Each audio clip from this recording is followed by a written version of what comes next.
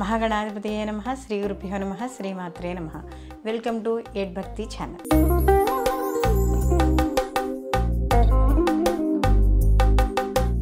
గురుగ్రహ మార్పు.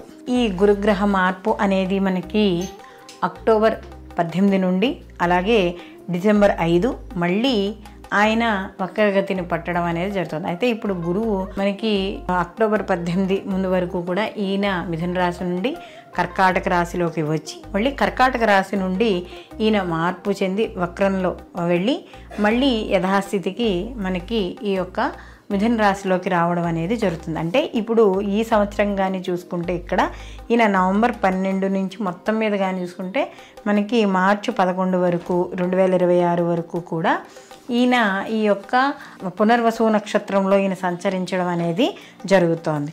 అయితే అక్టోబర్ 18 నుండి మనకి డిసెంబర్ 5 వరకు కూడా 2025 సంవత్సరం వరకు కూడా ఈయన అంటే ఇదే సంవత్సరంలో కర్కాటక రాశిలో ఉండి తర్వాత ఈయన వెనక్కి మిథునంలోకి ప్రవేశించడం అనేది జరుగుతోంది. కాబట్టి ఇంచుమించు ఈయన యొక్క 50 రోజుల యొక్క ప్రయాణం కర్కాటక రాశిలో తన ఉచ్చ స్థితిలో ఈయన ఈ యొక్క గురువు ప్రయాణం చేయడం అనేది జరుగుతుంది. సహజంగా గురువు కానీ మనం చూసుకున్నప్పుడు ఈయన శుభగ్రహము, అలాగే విద్యకి, ఉద్యోగానికి, వివాహానికి, సంతానానికి, పూర్వజన్మ పుణ్యానికి కూడా ఈ గురువు మనకి కారకుడుగా మనం చెప్తాం. కాబట్టి ఇక్కడ ఎవరికైనా ఈ గురుగ్రహం ఉచ్చస్థితిలో ఉన్న లేదా గురు మహర్దశలు జరుగుతున్నా అంతర్దశలు జరుగుతున్నా కూడా ఈ సమయంలో వీళ్ళకి శుభ ఫలితాలు ఉంటాయి. ఎందుకంటే గురువు తన ఉచ్చ స్థితిలోకి ప్రవేశిస్తున్నాడు కాబట్టి ఎక్కువగా సహజంగా శుభ ఫలితాలే ఎక్కువగా ఇవ్వడం అనేది జరుగుతుంది. కాబట్టి ఇక్కడ ఈ యొక్క గురువు యొక్క ప్రభావం ఎలా ఉండబోతోంది,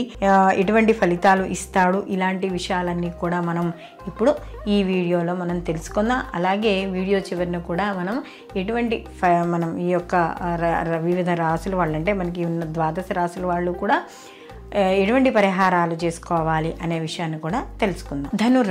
ధనుర్రాశి వాళ్ళకి కానీ చూసుకుంటే ఇక్కడ ఈయనే రాశ్యాధిపతి. ఈ రాశ్యాధిపతి అంటే ఈయనే రాశ్యాధిపతి ప్లస్ చతుర్థాధిపతి.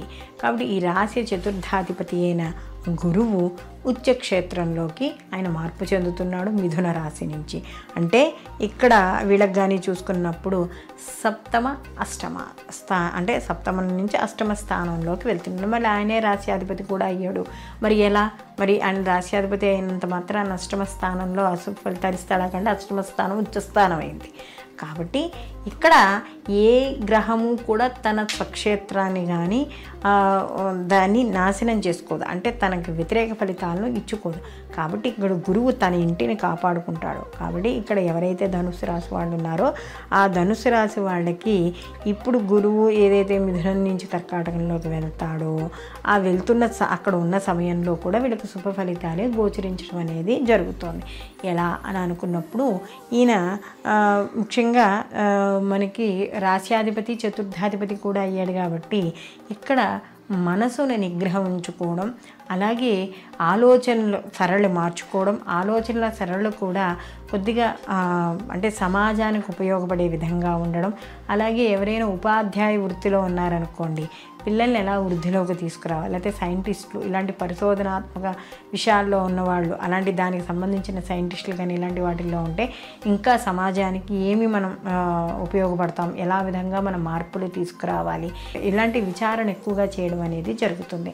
అలాగే ముఖ్యంగా ఇక్కడ వీళ్ళకి తన ఏదైతే వాళ్ళ యొక్క విలువలు ఉన్నాయో ఆ విలువలు పెంచుకోవడానికి ప్రయత్నిస్తారు వ్యక్తిగతంగా.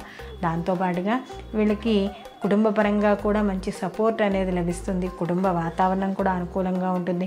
నూతన గృహం కట్టుకోవడం లేదా ఉన్నదానివేవో నూతన మార్పులు చేసుకోవడం, విలువైన వస్తువులు కొనుగోలు చేయడం, ఇలాంటి ఆలోచనలు రావడం అనేది జరుగుతుంది.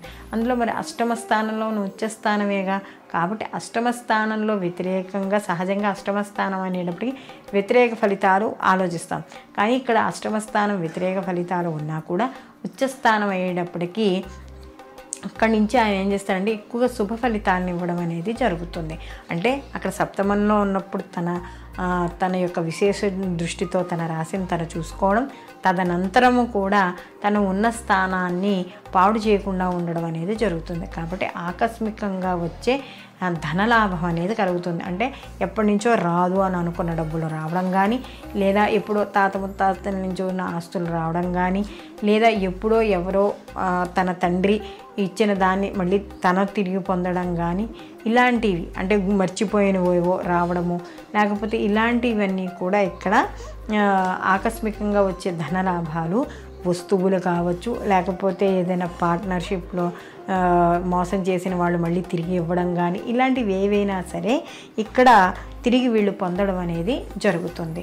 మొత్తం మీద ఈ రాశి వాళ్ళకి ఈ యొక్క గురుగ్రహం యొక్క మార్పు అనేది ఖచ్చితంగా మంచి ఫలితాలనే పొందడం అనేది జరుగుతుంది. అలాగే సప్తమ స్థానము అష్టమ స్థానము కూడా యాక్టివేట్ అవుతుంది కాబట్టి ఇక్కడ ముఖ్యంగా ఏమవుతుంది అనగాని చూసుకున్నప్పుడు వీళ్ళకి ఈ ఏదైతే భార్యాభర్తల విషయాల్లో వాటిల్లో కూడా అనుకూలత ఏర్పడుతుంది. వివాహం కాని స్త్రీ పురుషులకి వివాహం ఖచ్చితంగా అవుతుంది.